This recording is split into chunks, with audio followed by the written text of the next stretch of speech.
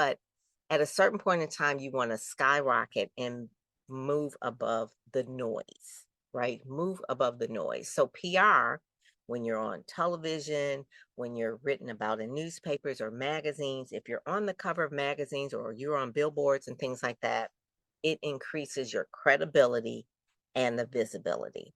The visibility so that more people can hear about what it is that you do. You're expert at what you do. People want to know what you do, and it gives it credibility. It's not just you shouting about you all the time on social media. Let me go on a rant right now. I don't mind people doing social media. I'm a big social media fan. But if you only posting about how great and wonderful you are all day, every day, and nobody ever says anything else about you, there's a problem because no one else is saying anything about you except you. And that doesn't add to credibility.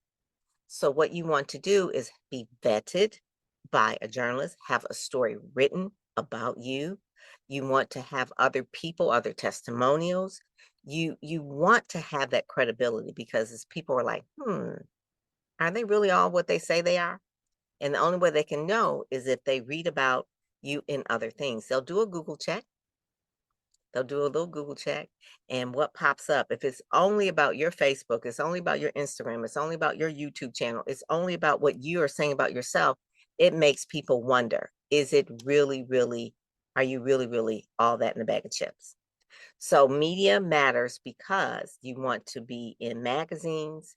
I love newspapers. I do a lot of podcasts with a lot of Black publishers. Newspapers are my very first thing. Actually, I just left a memorial for a friend of mine, Luther Keith, who retired from the Detroit News. My first job was at the Detroit Free Press, so I met him about 30 years ago.